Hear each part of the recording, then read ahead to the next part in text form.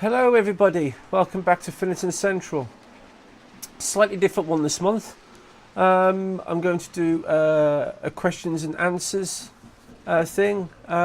Basically what I've been doing is I posted on the MRYCG group, the Network Rail group and the Model Railway Layouts and Trams group that I'm also on. Basically just asked everybody, you know, would you like to ask me a few questions about the layout, and I have got a few here written in front of me which I will go into now, and if I haven't answered the question you would like me to answer for you, then drop it down in the comments below, and I'll answer those as well.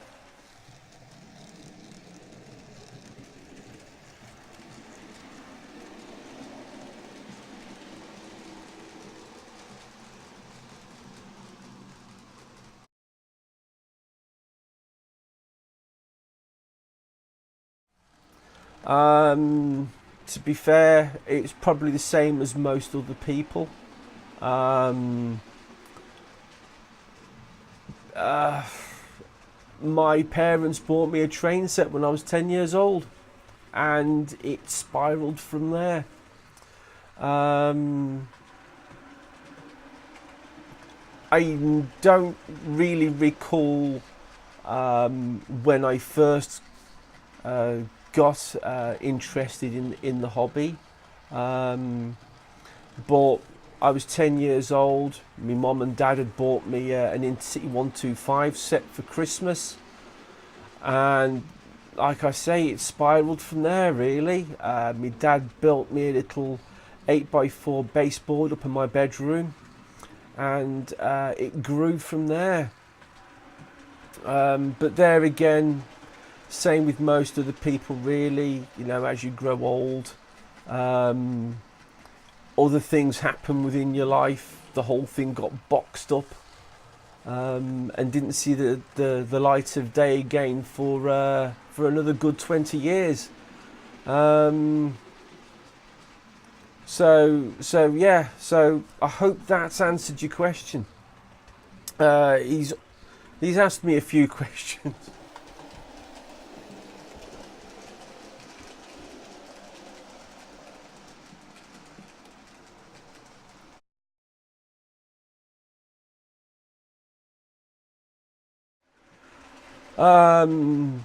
Without a shadow of a doubt, it's got to be the Flying Scotsman.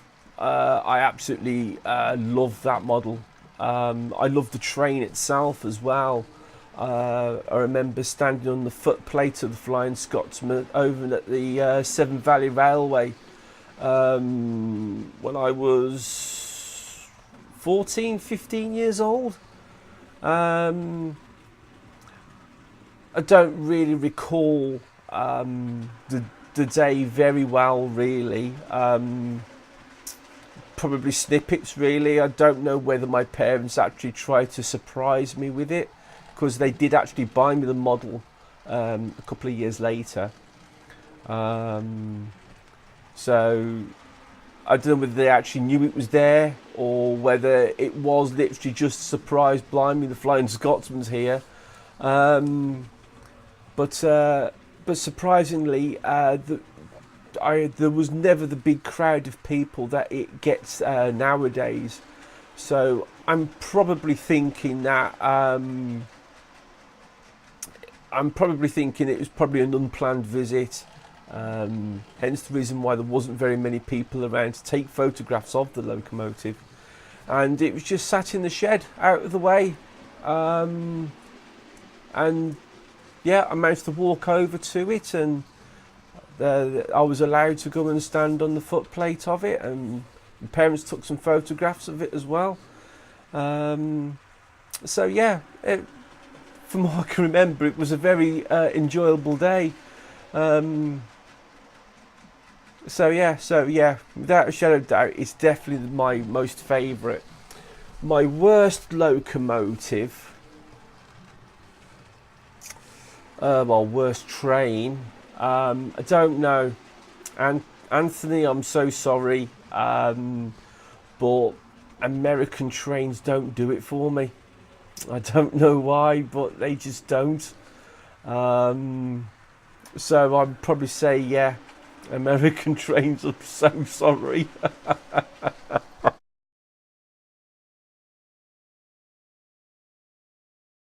My favourite era is anything really from the Steam Age up until now. Steam Age has probably got to be my most favourite era of them all. So yeah, what's the next one?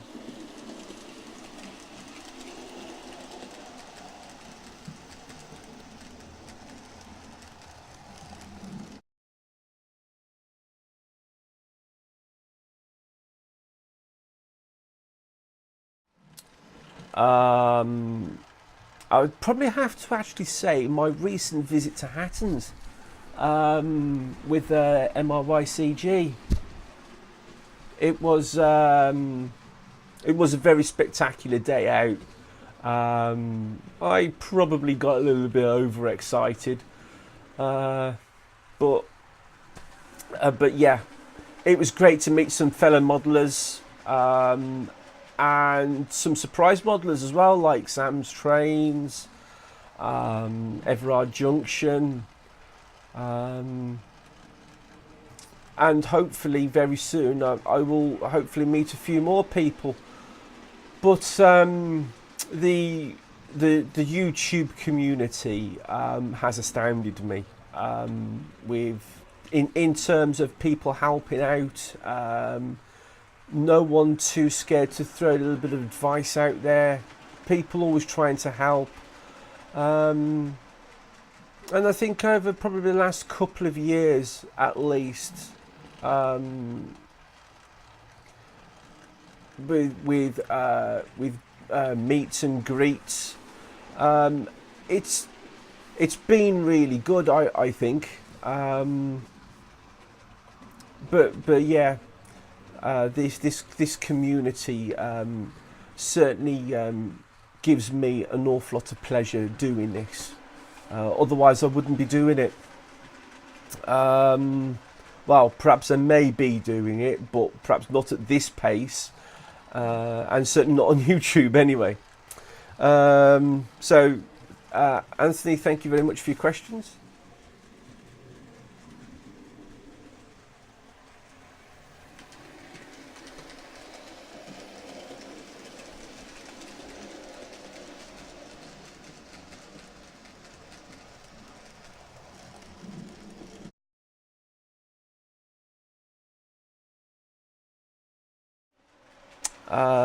Well, I think the layout itself is probably the most successful thing I've done. It surprised me, to be fair, on what I'm actually capable of doing. There's been some good points and bad points, but on a whole, yeah, this entire creation is probably the best thing I've done.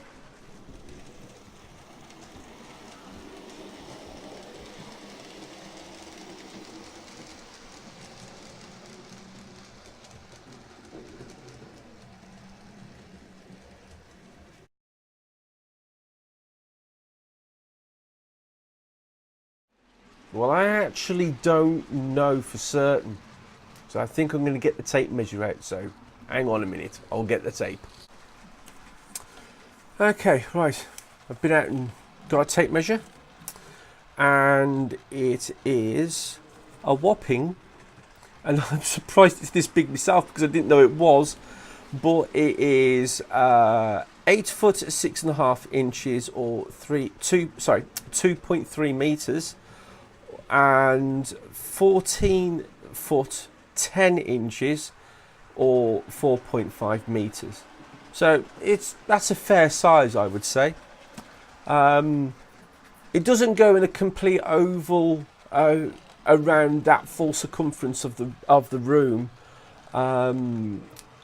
the main layout itself is only approximately about 8 foot square, but then you got the fiddle yard over the back there, that wraps around to about from that corner there, it goes all the way up to about there, I think, about where my calendar is there.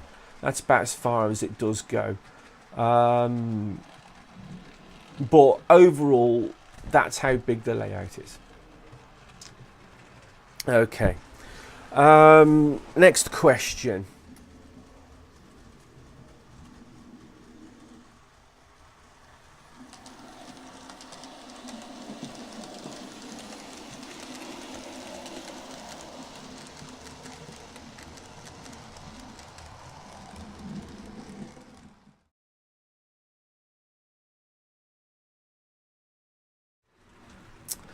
Well, Jeff, don't know, to be honest with you. There is not really a great deal I would have to do to convert the entire layout to DCC.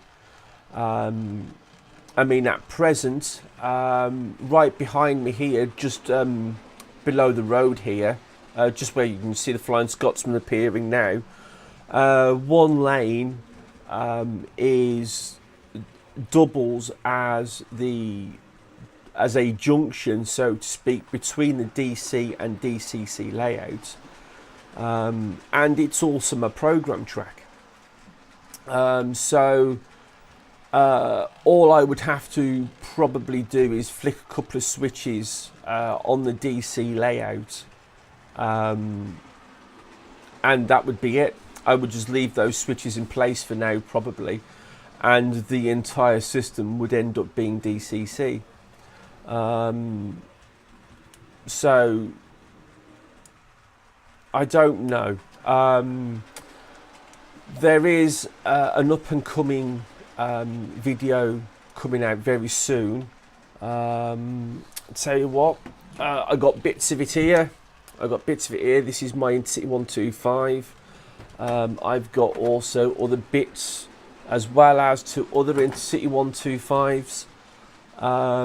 So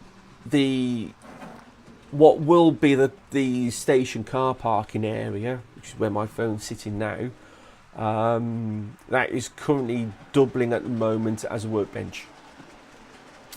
So what I'm going to do is I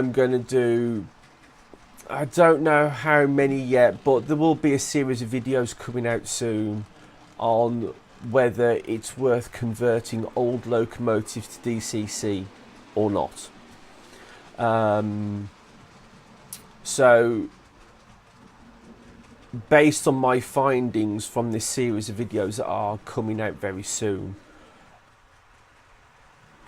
that will give me my answer, I think. So yeah, so if this doesn't work out very well, or it works out perhaps maybe to be too expensive, then I probably will continue as I am.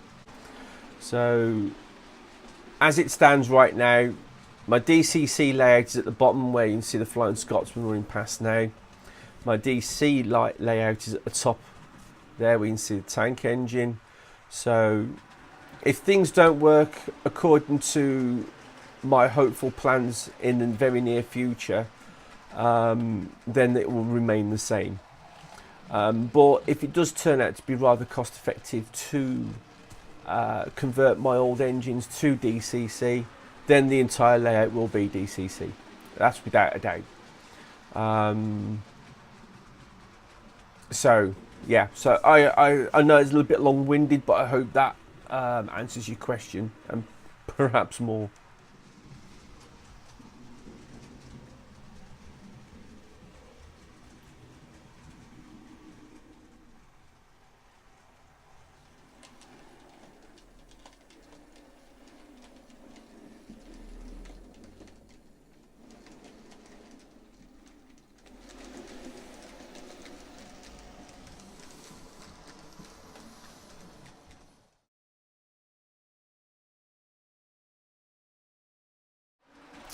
I plan to get the scenics finished. I plan to get a lot more of my locomotives running a lot more reliably. As I said to Jeff with my up and coming videos on converting my 125,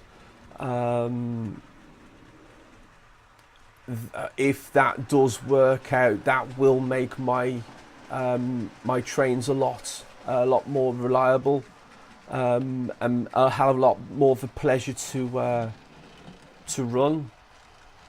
I mean, we all know that when your trains start derailing way too often, it sort of starts taking the fun out of everything. My DC line is working absolutely perfectly right now. I'm not currently running it because it's all operated from the workbench behind me. So I've definitely got the layout currently set up so that more than one person can run the layout at any one time. So a friend can run the DC layout behind me while I'm here in the middle of the layout running the DCC line, or vice versa. So yeah, that's probably it for this year, I think. That in itself, I think, is probably going to be a challenge. I fear that if I try to take on too much, nothing will get done.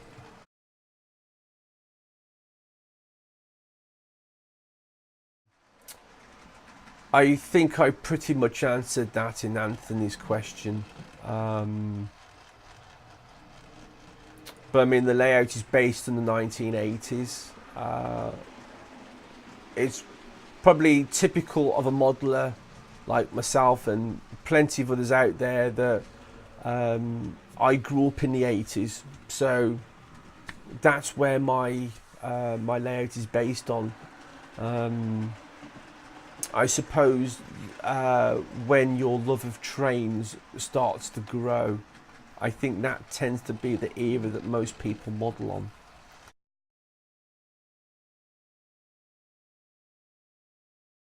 Next month, I will be attending the Stafford Model Show.